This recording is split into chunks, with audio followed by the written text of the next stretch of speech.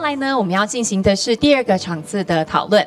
Ladies and gentlemen, welcome back to our forum, and we will now proceed to Session 2 on DNS Security. 第二个场次的讨论主题呢是 DNS 安全。这个场次呢，我们要讨论的是网域名称系统安全威胁的趋势，包含了像是社群可以如何协同合作，可以运用哪一些措施、哪一些工具来缓解、来因应这些威胁。In this session, we will explore the current trends in DNS security threats, how the community can collaborate and leverage various initiatives and tools to better mitigate and address these threats. 这个场次的主持人是财团法人台湾网路资讯中心的黄胜雄董事长。The moderator for the session is Dr. Kenny Huang, Board Chair of TWNIC.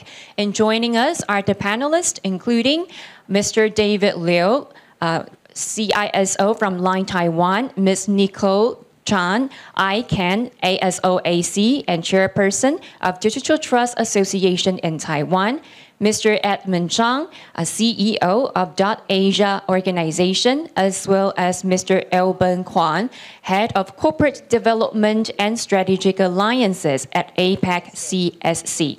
那么我们主持人黄董事长在亚洲的网络社群扮演重要的角色，在多个网络技术还有政策的组织当中都担任重要的职位，包含了 APAC-TWNIC 执行委员会的主席。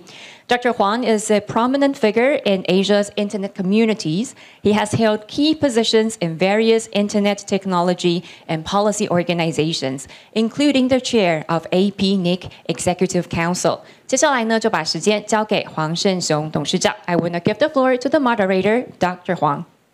Okay, thank you, MC, and good afternoon, everyone. Sorry, should be in Chinese. 应该用中文的哈。那 So already, our master of ceremony have already introduced all the panelists to you. Well, because Elben has prepared some slides, so we'll probably begin with Elben. Because today we will be talking about DNS security.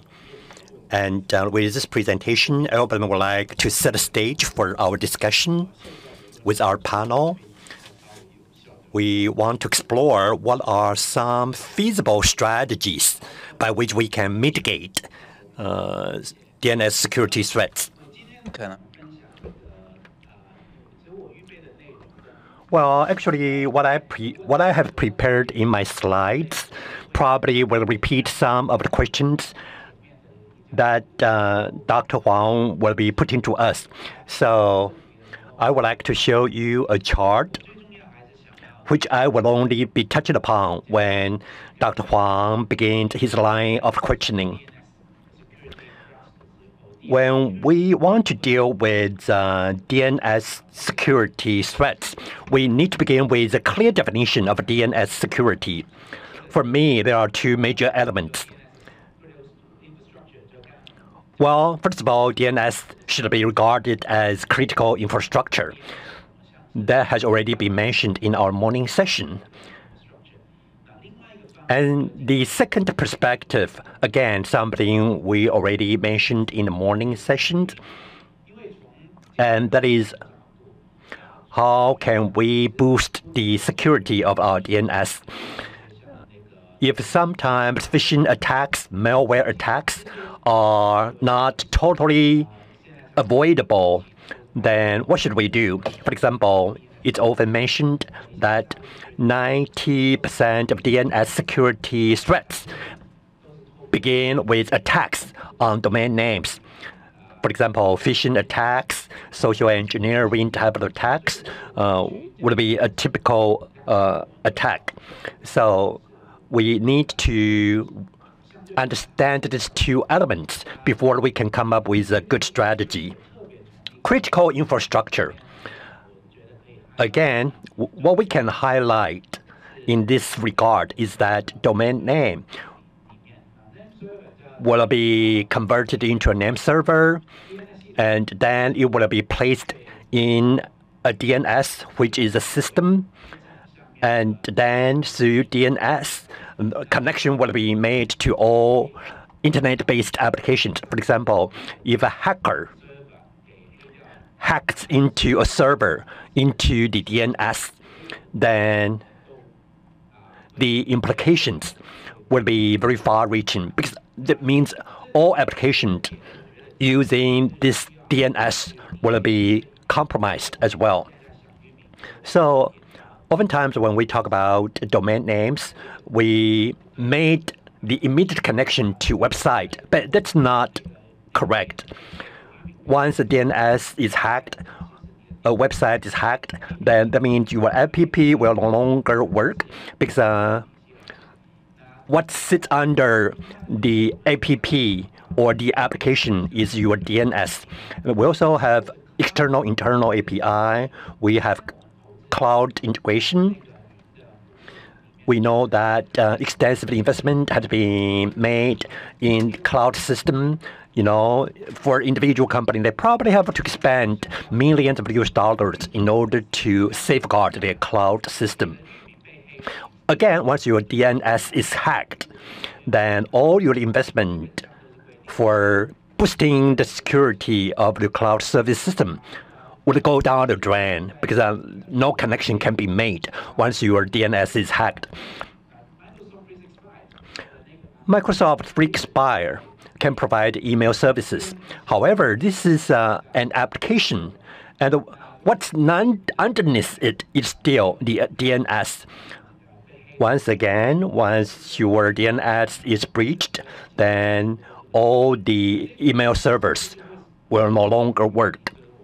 Therefore, I believe that domain name is the most critical single point of failure. Once you need to do without DNS, then basically there's no application you can achieve. So domain security needs to be understood in this light. Domain name is probably one of the most important assets when we come to internet services. Therefore, we need to collaborate with government, with the private sector, in order to make sure DNS will not be hacked into. For example, DNS security as well as safety lock are possible tools with which we can try to achieve our goal. I will stop after I explain this chart. Another DNS issue is what we'll be discussing later in our panel discussion. And there are two main problems that we need to address. We know that when we purchase any cybersecurity fix, by definition, they are reactionary in nature. In other words, there needs to be a problem that has come to the surface first, and then we receive a report. We know attack is happening, and we identify the malicious IP address, the malicious domain names. That's when we can take action. So there's a time delay. And also there is the issue of cost liabilities. I will not go into details with this cost liability issue. I'll stop here so that we can begin our discussion. I just shared with you a few very simple graphics. I hope I can help set the stage for our discussion. You almost. Okay, right. Thank you. So I would like to thank Alban for providing a very succinct explanation of DNS security. What kind of problem we're experiencing right now, and how can we effectively address these challenges? So now I would like to put the question to our panelists. So I would like briefly introduce our panelists. So probably I will begin with the first question. When it comes to DNS security, for the time being, in your view, what are some of the major problems, and what can we do in order to address this issue? I'll begin with David. Thank you very much, Kenny. Well, let me be the first one to address this issue. Line, as an app, we service the need of the consumers. So as mentioned, there are two elements, and that is domain name is a very important asset, and which requires protection. And you also touch upon the second element, and that is DNS is the foundation for a lot of applications. Over the past 2 years, we have identified a lot of abuse threats. The first type is phishing threats. What I would like to share with you is some statistics. In 2024 at Line, we proactively detected and report a total of more than 600, almost 700 phishing websites. However, from January to April, year to date, we have already reported close to 500 phishing websites. So from last year to this year, typically we report on average 1 abuse, but now it's 4 cases each day. It's a 400% growth.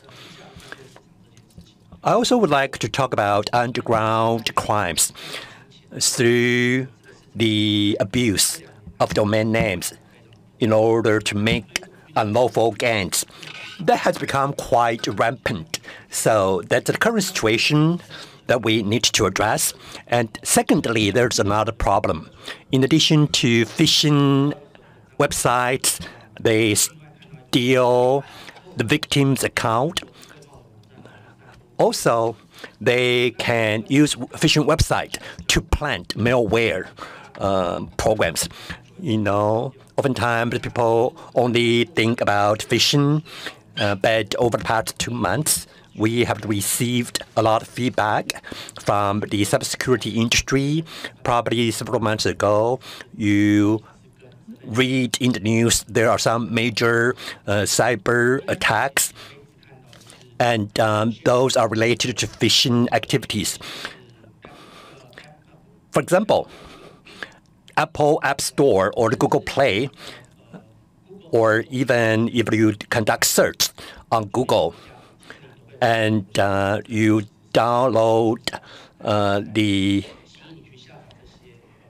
download Line, which can be installed on your phones, but actually there's some malware planted inside. So once you download these applications containing virus, these are ordinary users, but some of them could be government employees, but some of them could be working for large companies. So they probably theoretically could use the downloaded applications using their corporate computers. Therefore, the implications will be extremely far-reaching. A lot of devices could be the gateway for this type of attack. In other words, they could ask for some ransom money, and they have a lot of devices with which they can launch this type of attack. And also, going back to the phishing attack earlier, from January to April, as mentioned, we reported very close to 500 phishing attacks. And they use this kind of phishing website to steal users' account. And we realized that, without exception, they all use Taiwan's IP. So this is something we should take very seriously. There are only 2 possibilities. First of all, these criminal organizations, they are able to obtain a huge amount of IP addresses, probably provided by SP, or some users, they inadvertently download malicious program. Therefore, backdoor program was installed on their computer. Their computer, therefore, was seized by the criminals that way. So the majority of attacks actually come from domain abuse, start with domain abuse. Therefore, the first step is domain abuse, and then there are all kinds of possibilities where they can launch different kinds of attacks. Therefore, that put them in the position to damage either the company or even threaten national security of a country. So that's domain abuse, the current situation as we see it. Thank you. Thank you very much, David. You just mentioned that the majority of attacks use IP from Taiwan. This is actually good news. all you have to do is to report this incident to TWNIC, APAC-TWNIC. Then we will be able to go through resolution and sanction those IP addresses. Well, there was a chart about name server and also application, web, cloud system could be attacked as well. Well, I'm wearing a different hat. So I'm also chairperson of the Digital Trust Association of Taiwan. Therefore, previously, we often focused our attention on domain names. But as a matter of fact, we probably can adopt a different perspective as well. So I will take a few steps back to talk about the overall digital environment. And then eventually I will zero in on how we can prevent domain name abuse. And finally, I would like to say a few words about how we can engage in effective collaboration. So with the establishment of a Digital Trust Association, what drove our motivation to set up an association has everything to do with trust, trustworthy. Whether we talk about resilient infrastructure or AI, they all need to be based on trust. So from WEF, we know that there are a number of issues related to digital trust that has been highlighted.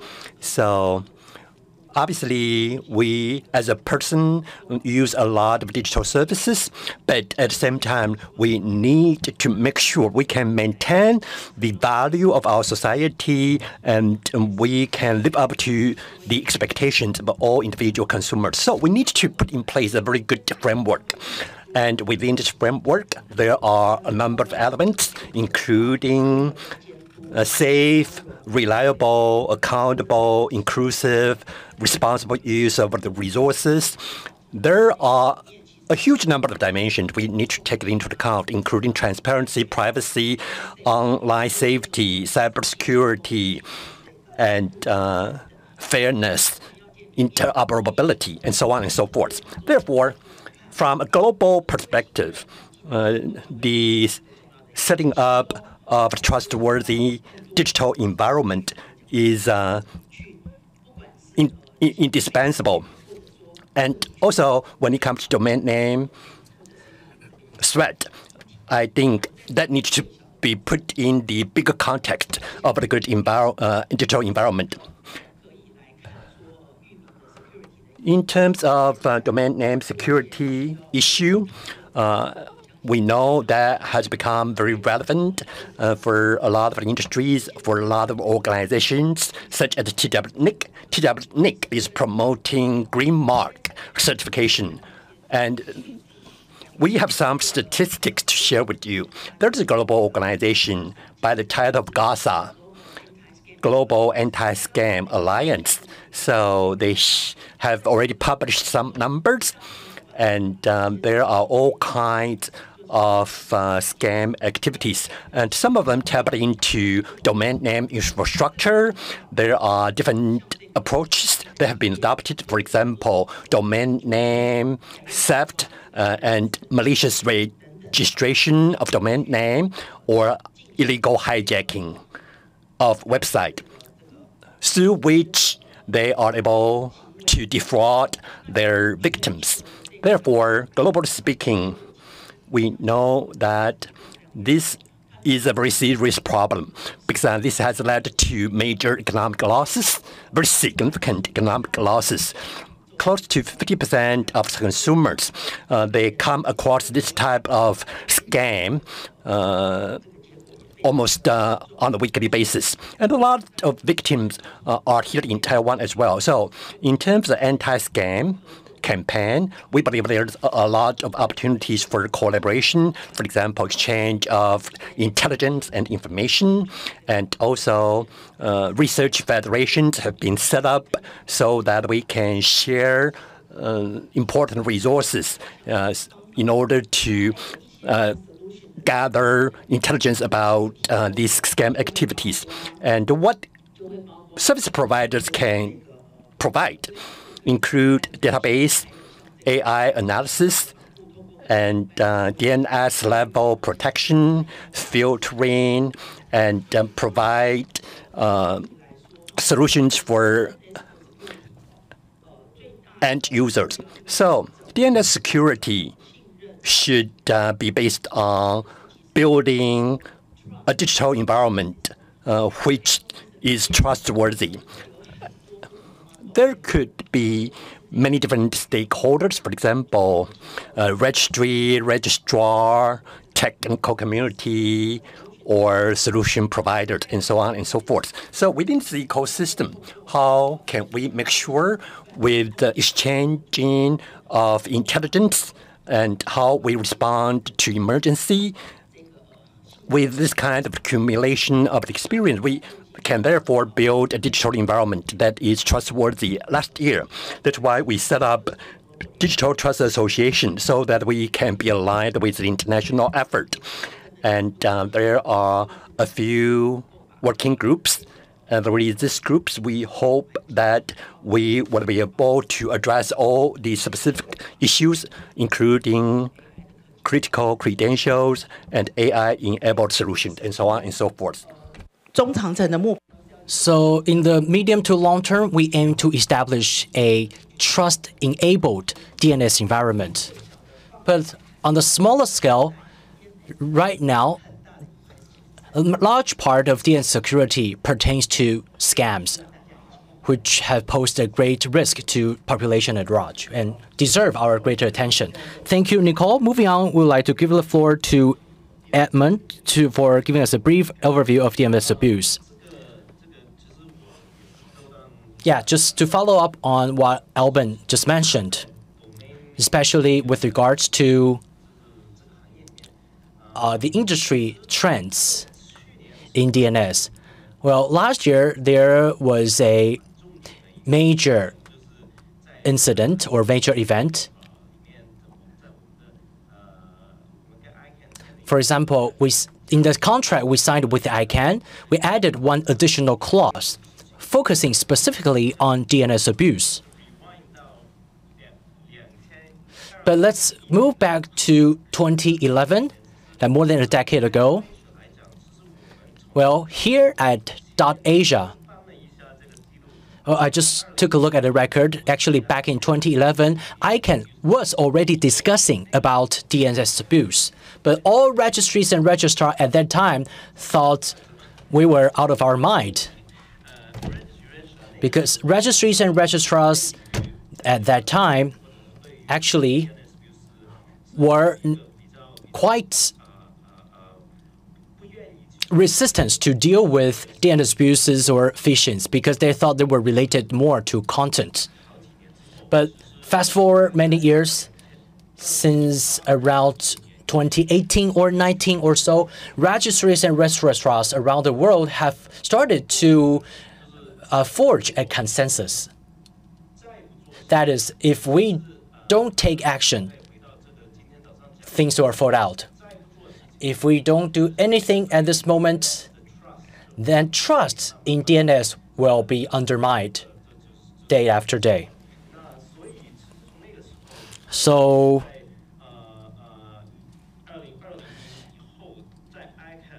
after 2020, the ICANN community started to pay more attention to DNS abuse and relevant instances. And in last year in particular, all GTLD registries and registrars are coming on board. They have no choice but to deal with DNS abuse seriously. So we've seen this paradigm shift or some best practices emerge. But can we solve all the issues with these best practices? Of course, we cannot rid ourselves of all the ills. We can only address part of our challenges. So that's why I think collaboration is key. Yeah, let's go back to 2011. We were one of the first registries to work with APAC-TWNIC, the anti-phishing working group, to sit down and really look into the possibility of a trusted notifier. And in the future, I think we should go towards the same direction. But last year,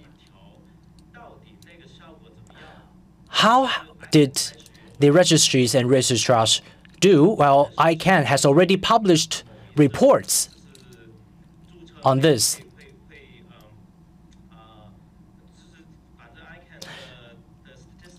Because according to ICANN statistics, we see a lot of phishing websites being taken down or suspended. But one of the most interesting things that last year there was one registry and one registrar being given a notice of breach by ICANN. That means they did not do a good job in dealing with DNS abuse, thereby breaching their agreement. But what happened after that? Did we see any enforcement action? Did they take away their top-level domain? I don't think that's the case. But in the future, this is something that we should keep an eye on. So does ICANN has enough teeth to enforce its contractual obligations? Let's still wait and see. But at least we think that within the industry, this has become a trend for registrars and registries to take care of DNS abuse. How about Alvin? You can finalize and finish your slides. I'll do away with my slides for now, but just to follow up, I think Nicole plays an important role in establishing the Digital Trust Association. I think it's so aptly named. It's a good term for us to understand some of the common challenges facing us. We in the DNS industry often call the problem DNS abuse to describe the issue at hand. But from a governance perspective, what we are dealing with is actually very concrete problems, as Nicole talked about, such as scams. That's something that the society at large needs to deal with. But actually, scam sometimes does not fall under the definition of DNS or does not fall under our remit. It's not phishing because scam does not really consist of phishing, right? So it has something to do with our next topic, that is collaboration with multi-stakeholders. And who can be our stakeholders to work with. And also another thing to follow up, on what Nicole said. A lot of problems or challenges are seen on the app level or blockchain level. But for domain name, in my view, it's actually one of its kind, because in cyberspace, we know there are two unique identifiers. That's IP address and domain name. These two unique identifiers. So regardless of the apps you use, you still are tied to these two unique identifiers. For course, the Facebook username can be a unique identifier, but it's just a product under some vertical. But if you see the entire cyberspace, we all need to rely on domain name. For example, if we want to, we can send a phishing link via LINE account, which will take you to a scam website, ultimately. There may be different manifestation, but DNS and domain name still occupy a central place. Yes, just to follow up. Well, when talking about the issue within the community, we often call the issue DNS abuse. But I want to go the other way around, because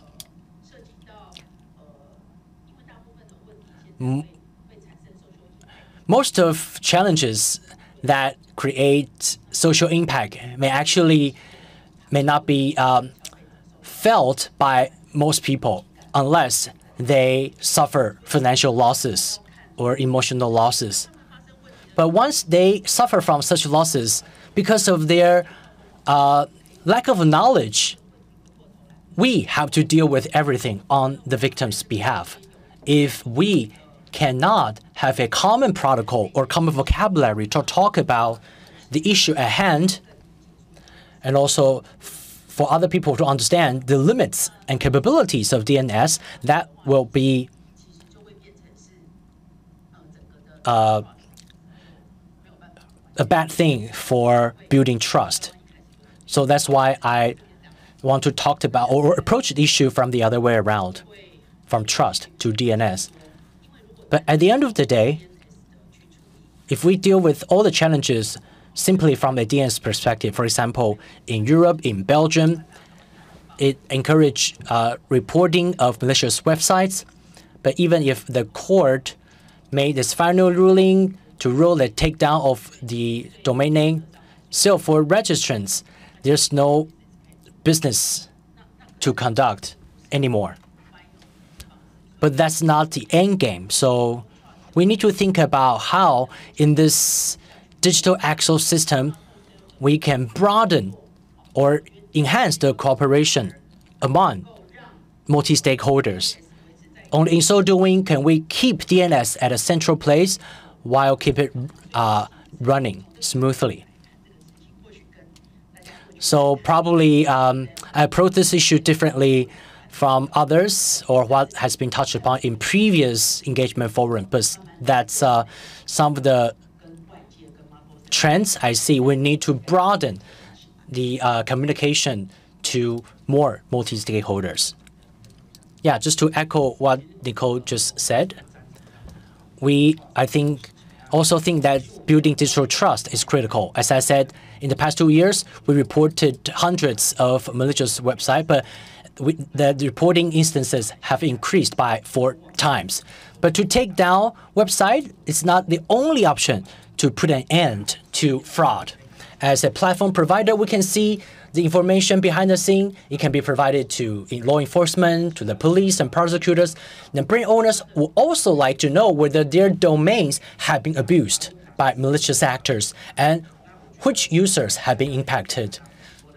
So we can have a platform for different stakeholders to share information to know our limits. For one of the challenges facing us that, of course, we see the information, but we do not own the brand. So even if we report the case, domain registrar may not be able to take the case because that incident does not infringe upon my trademark. I can only report the case to other brand owners, but it's difficult for us to manage such connection with all the brands in Taiwan. So with this central platform of trust, where we can sit down to talk about what we can do or what we cannot do, is actually a key step forward, rather than simply focusing our attention totally on DNS abuse. Yeah, just one thing to add. It's also about trust. That is the importance of collaboration. Why did I talk about history just now? Because I just talked about the development from 2011. So it's not that strategists and registrars suddenly decided to jump on the bandwagon. In 2016 onward to 2019, registries and registrars have already talked about this issue internally. I firmly believe that security likes collaboration. And one thing I like to highlight is that sometimes there are things that we already do. That's because we build up on what we did in the past. It's just things were not mature yet. So the results haven't surfaced initially. But for registered registrars, we are not doing what ICANN requires only. We actually go beyond requirements, and within us, we actually share a lot of information. For example, to deal with fraud and other challenges. Why do we need to form a community because sometimes we cannot talk about security-related issues in broad daylight. Otherwise, you actually reveal everything. Then otherwise, malicious actors will think that we're still groping our way forward to manage security. That's why this kind of platform is important. We are coming from different fields, but we can actually know about what each others do before we make things public. I think making things public can also be important in two ways. First, other people can recognize what we do. Secondly, it sends out a signal to external stakeholders or to DNS abusers. That is probably you need to think about other techniques because we are already thinking about what you are doing. Yeah, any updates?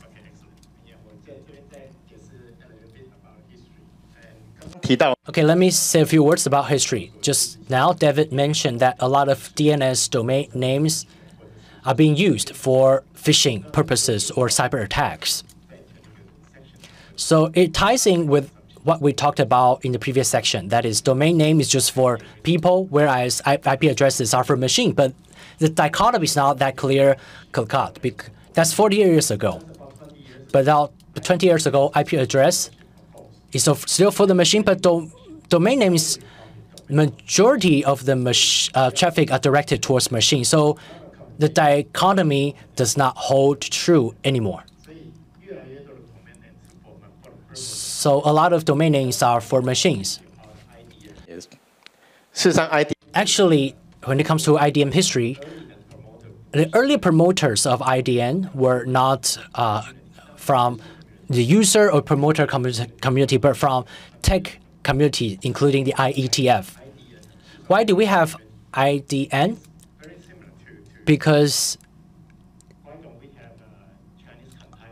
just like, why don't we have a Chinese compiler or Chinese operating system? Why don't we have a Chinese laptop? Why don't we have sovereignty AI? It's the same concept. Table, 因为 ASCII table code, 所以所有的 engineer 需要 bypass. So only engineer would like to bypass the physical limitation of the ASCII table. So they want to bypass the limitation of the ASCII table. That's why they propose this kind of IDN as a multi-purpose operating system. But we never made it. Dominate from the West. So we never make it. We're still facing the same limitation right now. 所以事实上，我们现在遇到问题是一样。Even 要 propose sovereign AI, we still experience the same situation, same limitation. 好，那 back to DNS abuse. 刚刚已经提到目前。So just now we touched upon the number of challenges that we are faced with. So is there any potential mitigation approach that we can implement? How can we make sure our collaboration can be more effective? Can we provide any incentives so that people would want to engage in collaboration? And what will be the driving force in your opinion? Probably we can begin with Nicole. Okay. So obviously this is my 2 cents. Well, incentives should be about business opportunities because we all recognize that cybersecurity has already emerged as a part of supply chain or has become sort of like an ecosystem. Because a lot of anti-scam has been designed to address a lot of illegitimate activities online. So at the same time, business opportunities will be created. But how can we resolve the problems? Well, I think DNS should be the final, or should we say last mile, because a lot of things should not be addressed by DNS approach. For example, we need to improve security preparedness. We need to enhance resilience. However, we know that there are a lot of stakeholders, and business opportunities can be created for those multi-stakeholders, and that's where incentives can be created. For example, recently there are a number of solutions that have been launched. For example, here in Taiwan, we have anti-scam solutions. For example, caller ID and prevention of DNS abuse, database, AI-enabled analytics.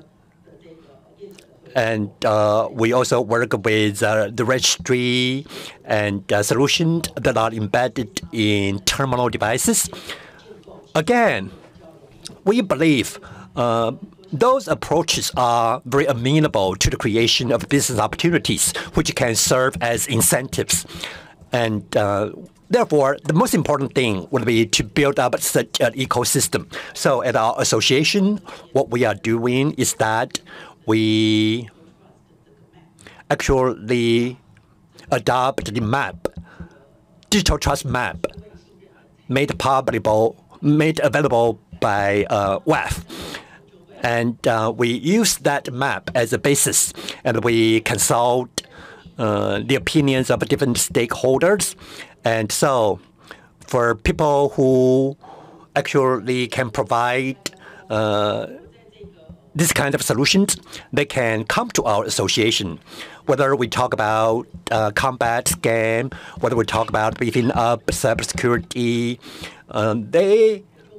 we can make everybody know they can provide that type of solutions. So that way, step by step, gradually we can build up the kind of ecosystem that I was alluding to earlier. So, you know, the map has been launched by WEF, and there are a lot of research reports saying that a lot of technologies will be embedded in these solutions. For example, data source, machine learning, or AI-based solutions, as well as database, infrastructure, and so on and so forth. In addition, there could be a lot of cybersecurity solutions and registration or registry for domain names. So these are all members that we need to include into this ecosystem. And if we can provide business opportunities to the members of the ecosystem, they can serve as a very effective incentive. So again, let us use combating scam as an example, because this is compared to be an industry. And we believe anti-scam will also be an industry. We believe this should be placed within the context of digital trust industry. Edmund, what I can share with you at this point, well, because we have been working very closely with TWNIC, and we are also responsible for .kit. First of all, Trustworthy Notifier. This is a program we have been working with TWNIC on. At .Asia, typically, every year, we will identify thousands of domain names, which will be taken down due to phishing concerns. And whether or not these domain names will be then given to other TOD, we still don't know yet. But again, we've been working very closely with TWNIC on that.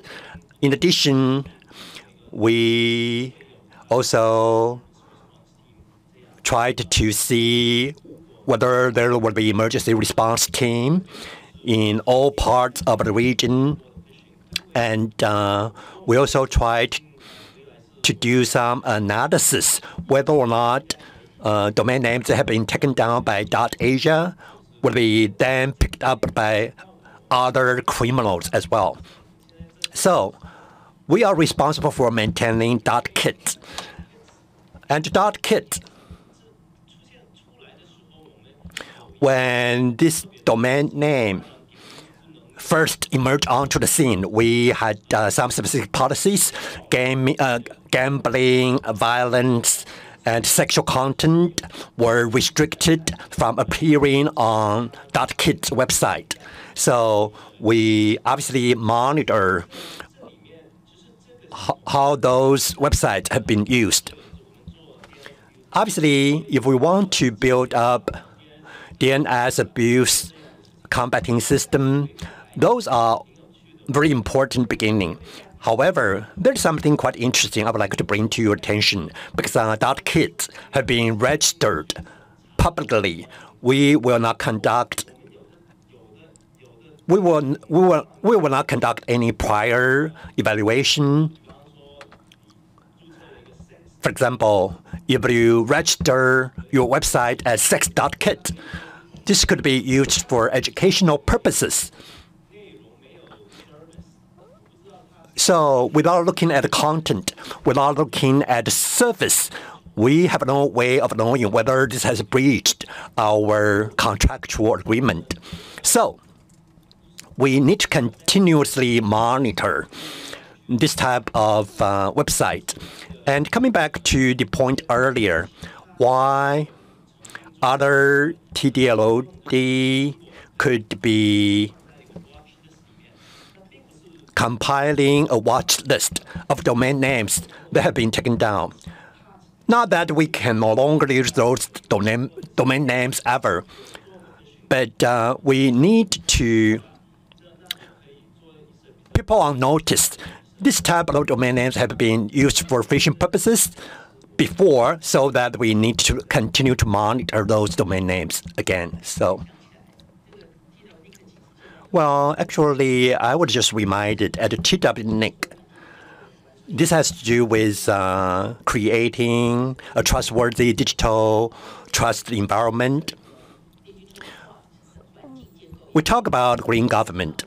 This is also a very important element of the trustworthy digital environment.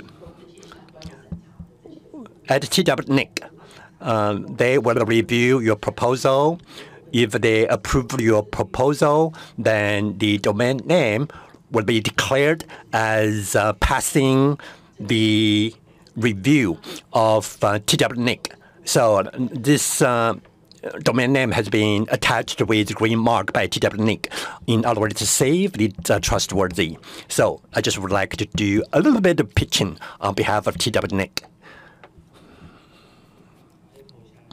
So again, I would like to echo the green mark point because we talk extensively about how to detect phishing website. Last year, we realized that 80% of phishing website came from the same domain name, and that number has increased to 90% this year. We have shared that with all the entire industry. For example, according to our law, financial institutions need to proactively identify problematic websites. And we actually realized that when e-commerce operators and banks, they do monitoring to identify problematic websites, we realized they come to the same conclusion, and that is those phishing activities come from the same domain names. So if we want to allow market mechanism to function the way it's designed for, then domain name organizations, they probably could be bought with money. However, for platform operators, browser operators, we probably can band together to combat those problematic websites. So from 2 years ago until now, we see that they continue to use the same server, although they changed their domain names in order to continue their attacks. Therefore, we probably can come up with a market mechanism to punish those criminals. And last year, the Bankers Association of Taiwan announced that they refused to cooperate with platforms where scam advertisement have been posted. So that's how we can effectively combat illegal activities.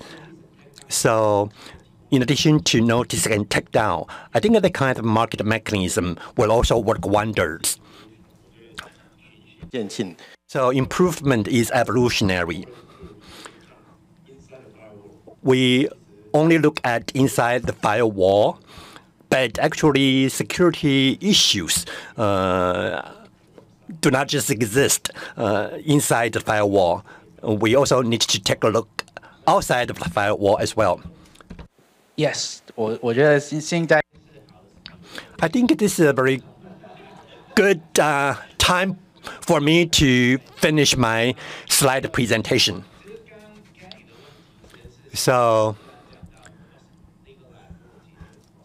cost of legal liability was something mentioned by Kenny. However, I will only talk about that in greater detail on the third day. As mentioned by David, they report 4 incidents on a daily basis.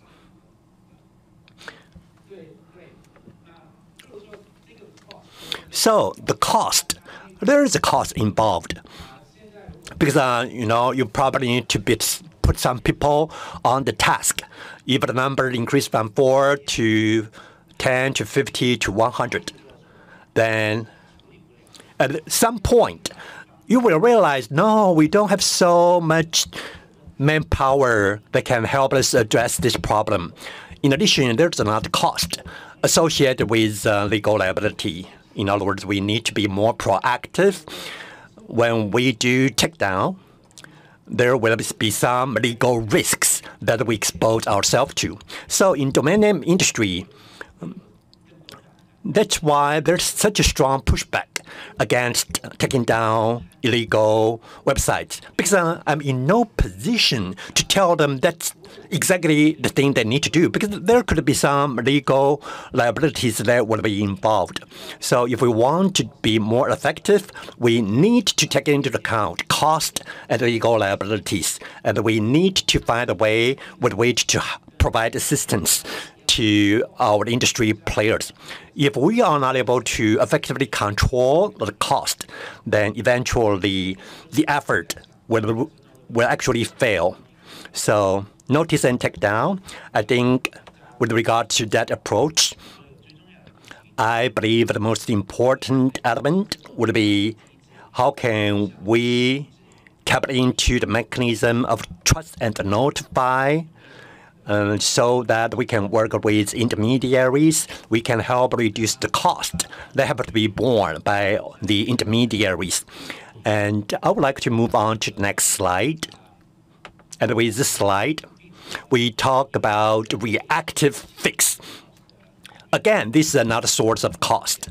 So put simply, well, this is a very busy chart, but I probably can explain this slide by saying that we, as mentioned by Edmund, we need to share data so that we can reduce cost.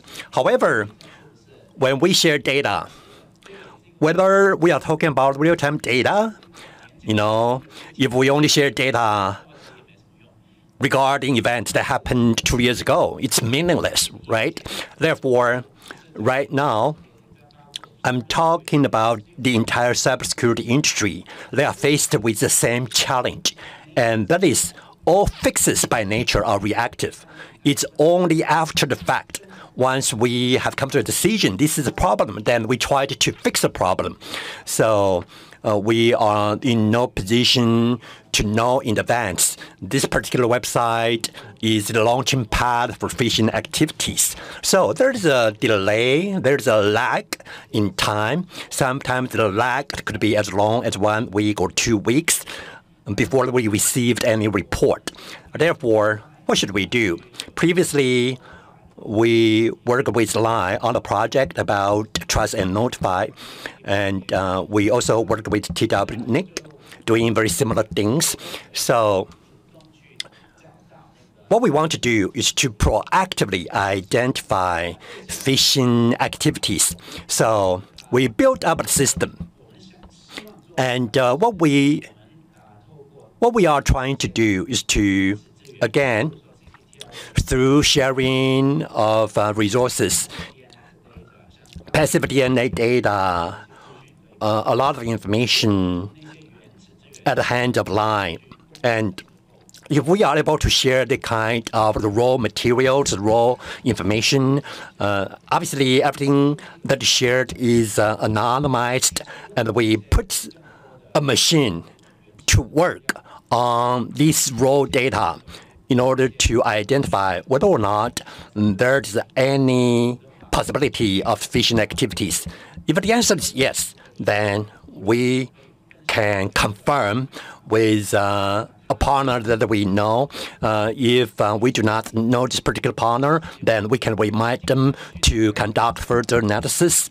And that way, we can generate very useful intelligence. So originally, our approach was very reactive in nature, but now we want to turn the table on the criminals.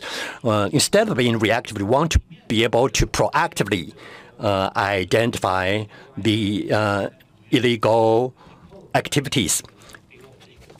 Obviously, Nicole's association has come up with an even more comprehensive framework. But on this chart, I would like to highlight certain points. SMS is also a very important resource to be shared, because a lot of phishing activities in Asia Pacific were launched through SMS. For example, messaging apps such as Line is also a very important partner in this regard. And we represent the ICANN community. I think we need to do a better job, because naming and the number community are integral part of the ICANN community. David mentioned malicious IP in Hong Kong, in a lot of countries. So in terms of cooperation on projects, which is trust and notify in nature, we also need to promote that kind of approach in the naming and number community. So we believe we need to make sure everything is consistent, so that there's some common approach between the industry and ICANN. So these are all problems that we need to take on head on. We need to understand this is not something that can be dealt with effectively by the DNS community alone. We need to engage in collective efforts. Yes, that's indeed a very good approach to go from reactive intelligence to proactive approaches. Importantly, we need to connect with the wider internet community, maybe ICANN or CCDLD, because these entities have new registration data. You just keep monitoring after 24 hours. It's easy to identify who are the domain name registrars and registrants. Same at APAC-TWNIC, we have a sanction list, we have a quarantine zone, we have a lot of measures for us to react. Now, we still have about 10 minutes time. Let's open the floor for questions and comments.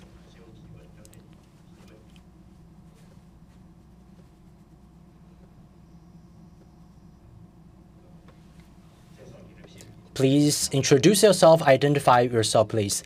I come from the Department of EE at Tsinghua University. My name is Hong Chunzhe. I have two questions. The first one is that, as CISO of Line mentioned, there are a lot of business services involved. We can detect or report phishing activities, and your platform is even able to help us take down within the limited number of times. But sometimes you can receive complaints and then take down ads or websites, or you can report some of the voluntary complaints to relevant entities. And secondly, based on our experience of phishing incidents, sometimes within a short period of time, you see many applications of being used for false websites. They use CDN to disguise their true address. And we also see that sometimes within a short period of time, they open the website for a period of day. They change the domain every other days in order to disguise themselves. So if that's the case, for registrants or CDN providers, can they deal with this kind of instances of short-term applications, this kind of applications that take place within just a few days? Thank you very much for your question. Sorry, I'm not a registrant or registrar, but based on our experience, we did see that for this kind of domain names prone to scam, they do not exist for more than 12 hours. So what you said is true. And the way I see it, I think domain name registrars or registrants should be able to know who's behind the application, because a lot of domain names are already there. So after we receive complaint, they will switch to other brands. For example, they start from WhatsApp and then hop their way to Line. But the registrars do have the opportunity to know who's behind the applications. But they don't change their servers that often, so we have different methods to identify them. But they do have the incentive. For example, from last year to this year, we see a 4 times growth of the number of incidents we report. So in addition to compulsory methods, from the business perspective, we do have ways to boycott this or refuse cooperation with websites hosting these kind of fraudulent ads, because we need to prove ourselves.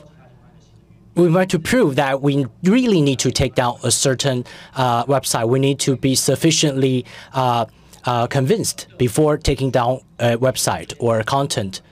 So sometimes dealing with a complaint may be too late. Well, if you want to take down, we have a Trusted Notifier network. That's a green lane. That will speed things up. Just to briefly respond, you mentioned that sometimes registrar, do they have like screening mechanism? Yes. Whether it's pattern matching, for example, numerous applications within a short window period.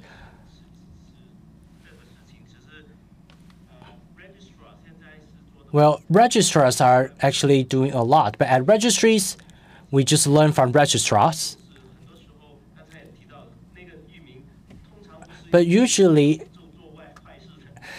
the domain names are not always used for bad purposes. Maybe it's going on for some while without any problems, but maybe for 12 hours it's being closed, and then the malicious actors hopped to other platforms. So this kind of activity actually will be analyzed on our site, and they want to update their name server. That will trigger an alert for us to have a manual review to see if there is a problem. Thank you, Moderator Kenny. I'm Chao Jing. I'm representing ICANN BC. BC now welcomes new members. BC refers to the business constituency that include Meta, NTT, Google, Microsoft, and other names. We want to see the inclusion of Line in the BC. Well, why? Because BC is currently promoting a new policy. Within the world of ICANN, policy is actually being proposed from the bottom up from different member organizations. From Alban or others insights, we know that the TI speed is too low, mostly thanks to ICANN, because in ICANN contract, it regulates that for newly registered domain names, it needs to be updated on a daily basis. It's only until the second day where we know what kind of new registration took place the day before. Now we propose a new policy that we can simplify this updating process. So I'll spend 1 minute illustrating this idea. Now, currently, every day, we need to download the entirety of registered domains. You need to have updated .com zone files. Every day, you need to download 100 million plus of newly registered domain names into a database, which will consume a lot of computing power. So we suggest that here at the BC, we would like to propose the possibility with which we receive only incremental or newly added registration, so we can know what new registrations actually took place the day before, so we can speed things up. I focus on TI in my daily activity. We can even have hourly incremental update. I think it's technically feasible by using existing protocols. So I call on all of you to support our cause.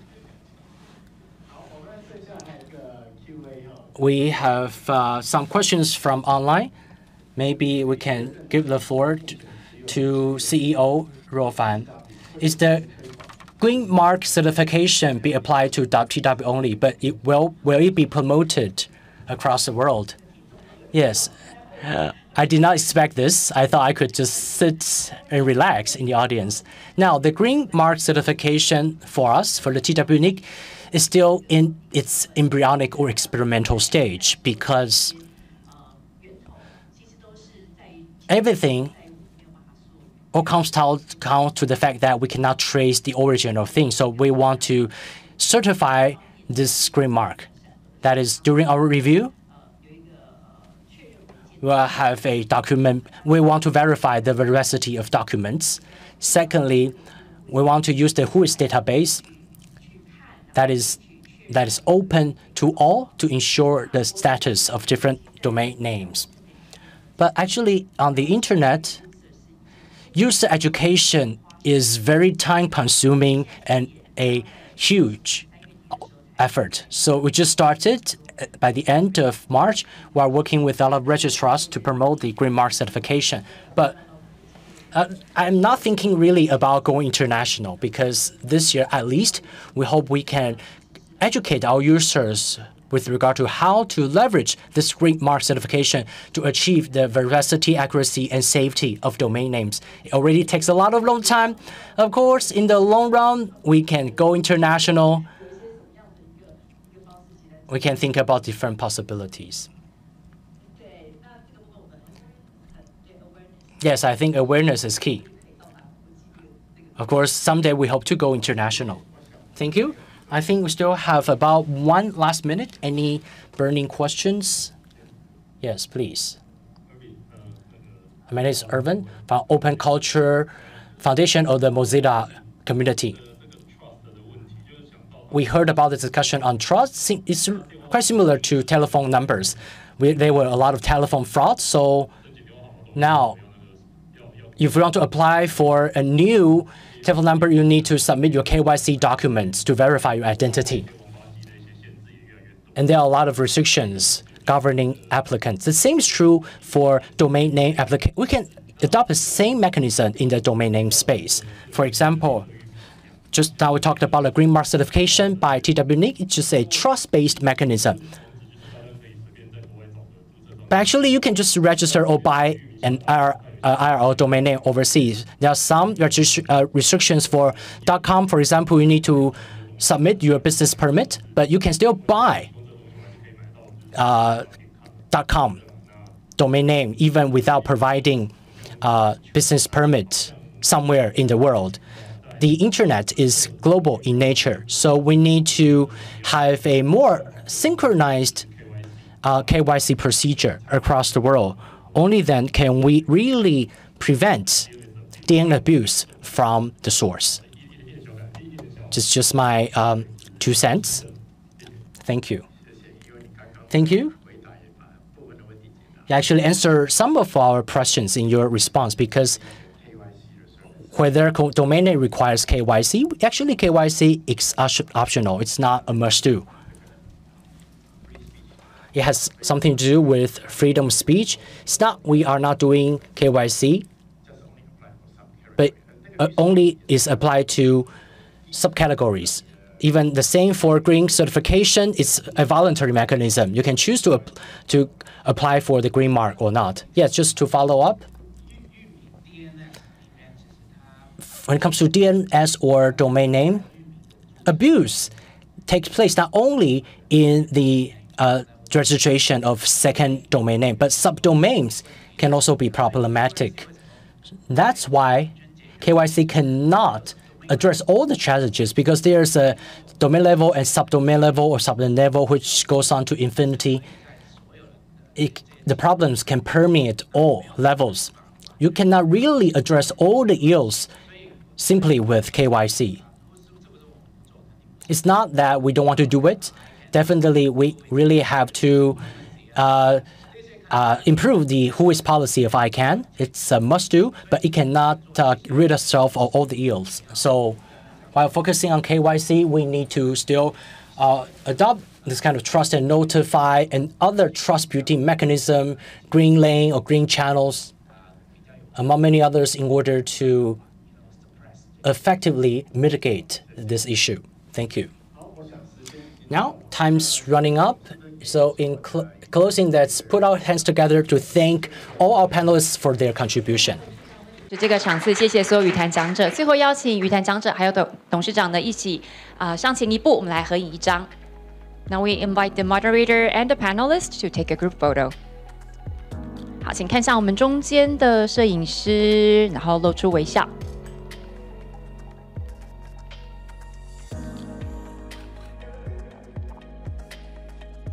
谢谢，非常感谢，我们再次热烈的掌声，谢谢我们这个场次的主持人，还有语坛讲者。Thank you very much for this wonderful panel.